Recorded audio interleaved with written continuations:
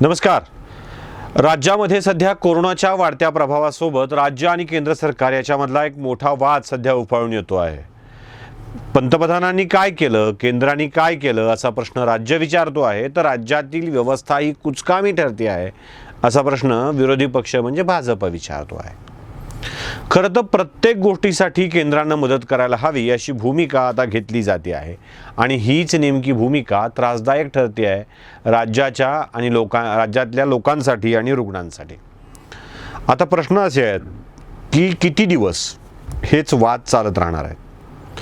PM CARES फंडला लोकांनी पैसे दिले, त्याचं काय झालं हा प्रश्न देखील विचारला जातो.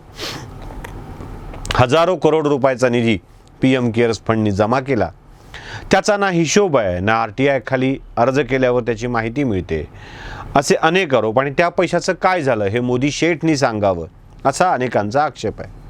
सगळ्यात पहिल्यांदा मी तुम्हाला थेट PM केअर्स फंडाची जे अंतिम हे आहे मागच्या वर्षातलं स्टेटमेंट आहे ते तुम्हाला दाखवतोय. यात रक्कम किती आली आहे, किती खर्च झाली आहे, किती जमा झाली आहे, फॉरेन इन्व्हेस्टमेंट किती आहे, या सगळ्यांची माहिती तुम्हाला या स्टेटमेंटमध्ये मिळून जाईल. अगदी व्यवस्थित हे चार्टर्ड अकाउंटंट्सकडून तयार केलेलं, वेगवेगळ्या महत्त्वाच्या माणसांकडून तयार केलं गेलेलं हे स्टेटमेंट आहे.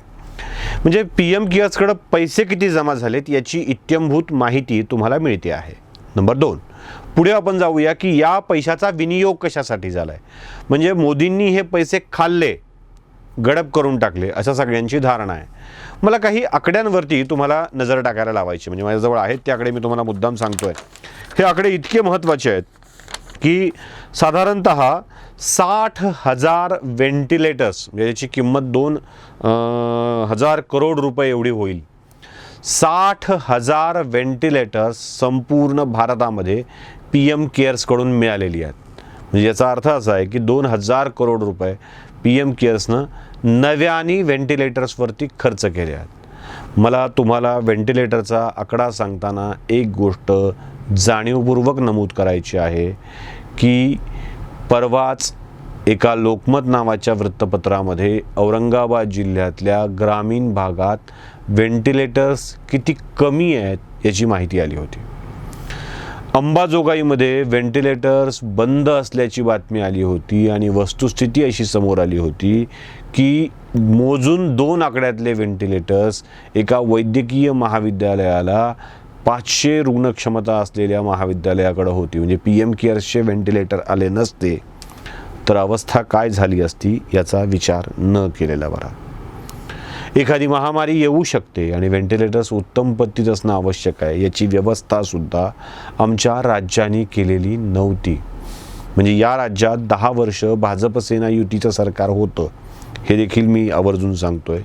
त्यांना देखील अशा हॉस्पिटल्सना व्यवस्था करावी वाटलेली नाही. म्हणजे मी राज्याच्या मानसिकतेविषयी बोलतोय, पक्षाच्या नव्हे.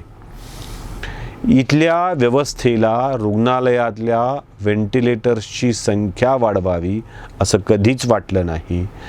देशभरामध्ये 60,000 व्हेंटिलेटर्स PM केअर्सच्या फंडातून आले म्हणूनच इथल्या रुग्णांची थोडीफार तरी व्यवस्था होऊ शकली. भलेही महाराष्ट्राच्या वाट्याला 2,500 3,000 व्हेंटिलेटर्स आले असतील, पण तरीही ही संख्या त्या रुग्णांना वाचवण्यासाठीची महत्त्वाची ठरलेली आहे. PM केअर्सनं काय केलं आहे? PM केअर्सनं व्हेंटिलेटर दिले. तर पुढच्या मुद्द्याकडे आपण जाऊया. जेव्हा देशभरामध्ये ऑक्सिजनचा तुटवडा होतो आहे तेव्हा ऑक्सिजन मिळवण्यासाठी राज्यांकडं, विदेशाकडं आपल्याला जावं लागतं आहे की आम्हाला ऑक्सिजनचा पुरवठा करा, इंजेक्शन्सचा पुरवठा करा, लसीचा पुरवठा करा. तुम्हाला मला सांगायची महत्त्वाची गोष्ट अशी आहे की साधारणतः 137.33 कोटी रुपये प्लांट उभारणीसाठी आणि 64.25 कोटी रुपये ॲन्युअल मेंटेनन्स कॉन्ट्रॅक्ट म्हणून खर्च करत, म्हणजे साधारणतः 200-250 कोटी रुपयाचा खर्च करत केंद्र सरकारनं आता देशभरामध्ये PM केअर्स फंडातून 162 ऑक्सिजन प्लांट उभा करण्यासाठी परवानगी आणि निधी दिलेला आहे. साधारणतः 154.19 मेट्रिक टन ऑक्सिजनची निर्मिती यातून होऊ शकणार आहे. जर 154 मेट्रिक टन ऑक्सिजन निर्मिती आता अवघ्या पुढच्या काही महिन्यात होणार आहे, त्यावरती शेकडो करोड रुपयाचा खर्च झालेला आहे. व्हेंटिलेटरवरती शेकडो करोड रुपयाचा खर्च झालेला आहे. हा सगळा खर्च गृहीत धरला तर केंद्र काम करतं आहे हे मान्य करावं लागेल. तुम्हाला ती PIBची माहितीसुद्धा दिसेल. यात महाराष्ट्राच्या वाट्याला 10 ऑक्सिजन निर्मिती प्रकल्प मिळालेले आहेत. सर्वाधिक उत्तर प्रदेशमध्ये आहेत, कारण उत्तर प्रदेशची लोकसंख्या ही महाराष्ट्रापेक्षा दुप्पट आहे. दुसरा क्रमांक म्हणजे उत्तर प्रदेशमध्ये 14 आहेत आणि महाराष्ट्रामध्ये 10 आहेत. म्हणजे महाराष्ट्राची लोकसंख्या उत्तर प्रदेशच्या निम्मी असूनही 10 महाराष्ट्राला मिळालेले आहेत आणि बाकी कोणतंही राज्य 2 आकडी संख्येमध्ये नाही, हे आवर्जून लक्षात घ्यावं लागेल. व्हेंटिलेटर्स, ऑक्सिजन निर्मिती प्रकल्प, ऑक्सिजनची वाहतूक, म्हणजे आता ग्रीन कॉरिडॉर करून वेगवेगळ्या ट्रेन धावत आहेत की ज्या ट्रेनमधून ऑक्सिजनचा सप्लाय केला जातो. ह्या जीवनवाहिनी आहेत आणि या ट्रेन वेगवेगळ्या गाड्यांना मध्ये घेऊन सगळीकडे फिरत आहेत. म्हणजे अगदी परवा तर लष्कराच्या विमानांची मदत घेण्यात आली. लष्कराच्या विमानातून ऑक्सिजनची वाहतूक भरलेली करता येणं तांत्रिकदृष्ट्या शक्य नाही. म्हणणं खूप सोपं आहे, पण तांत्रिकदृष्ट्या ते शक्य नाही. म्हणून रिकामे टँकर लष्कराच्या विमानाने घेऊन जायचे, ते तिथं उतरवायचे आणि तिथून भरलेले टँकर रोड मार्गाने किंवा लोहमार्गाने, दोन्हीपैकी एका मार्गाने घेऊन यायचे. हे आता चाललेलं आहे. रोडही खूप उत्तम झालेले आहेत आणि लोहमार्गासाठी ग्रीन कॉरिडॉर केला जातो आहे की विनासायासी वाहनं यावीत. याचा अर्थ असा आहे की आता अशा स्वरूपाची कामं मोठ्या प्रमाणावर होऊ लागली, ज्यातून राज्याला दिलासा मिळेल. सतत PM केअर्सचं काय झालं, PM केअर्सच्या फंडाचं काय झालं, त्या पैशाचं काय झालं, हा प्रश्न एखादा असा सामान्य माणूससुद्धा विचारतो आहे आणि अपेक्षित करतो आहे की मला PM केअर्सचा हिशोब मोदींनी व्यक्तिशः द्यावा. म्हणजे फेसबुकवरचा जो प्रत्येक विद्वान आहे त्याची अशी अपेक्षा असते की पंतप्रधानांनी PM केअर्स फंडाचा हिशोब काय झाला असं विचारल्याबरोबर त्याच्या ईमेलवरती किंवा हातामध्ये नेऊन द्यावा आणि हा बघ हिशोब म्हणावा. त्या सगळ्यांसाठी हे स्टेटमेंट तर देतो आहेच आहे, पण सगळ्यात मोठा खर्च जो आहे तो व्हेंटिलेटरचा आहे आणि ऑक्सिजन प्लांटचा आहे. याशिवाय अनेक खर्च कोविड-19च्या आजारावर कंट्रोल करण्यासाठी केंद्र सरकार करतं आहे, सातत्यानं करत आहे. राज्य सरकारला सरकार मदतच करत नाही असा जो भ्रम निर्माण करण्याचा प्रयत्न होतो आहे. मुळात मला एक गोष्ट स्पष्टपणे सांगायची आहे. आरोग्य हा विषय संपूर्णतः राज्याच्या अखत्यारीतला विषय आहे. म्हणजे शिक्षण, आरोग्य, कायदा सुव्यवस्था ह्या सगळ्या गोष्टी राज्याच्या सूचीमधल्या विषयाच्या असतात. खरं तर राज्य सरकारने आरोग्य या विषयामध्ये खूप मोठ्या प्रमाणावर काम करणं आवश्यक असतं.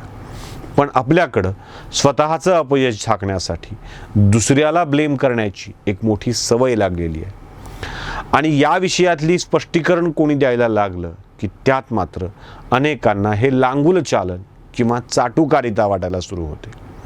मुळात चाटुकारितेची व्याख्याच काय आहे, जे पत्रकारितेचं नवं नाव चाटुकारिता असं लोकांनी दिलं आहे, हे जरा स्पष्ट करणं आवश्यक आहे. एखादी गोष्ट घडती आहे आणि त्यात काय काय होतंय हे सांगणं जर चाटुकारिता असेल तर अनेक जण अशी चाटुकारिता केले तर बरं होईल. कारण एक व्यवस्था काम करतच नाही असा सातत्यानं दुसरी व्यवस्था आरोप करत असते आणि या आरोप प्रत्यारोपाच्या फैरी तेव्हा जास्त झडत असतात जेव्हा दोन्ही व्यवस्था या सगळ्या उपाययोजनांच्याकडं खूप कमी महत्त्व देऊन बघत असतात. ओघानं असेल, अनावधानानं असेल किंवा कोणत्या प्रश्नाचं उत्तर म्हणून असेल.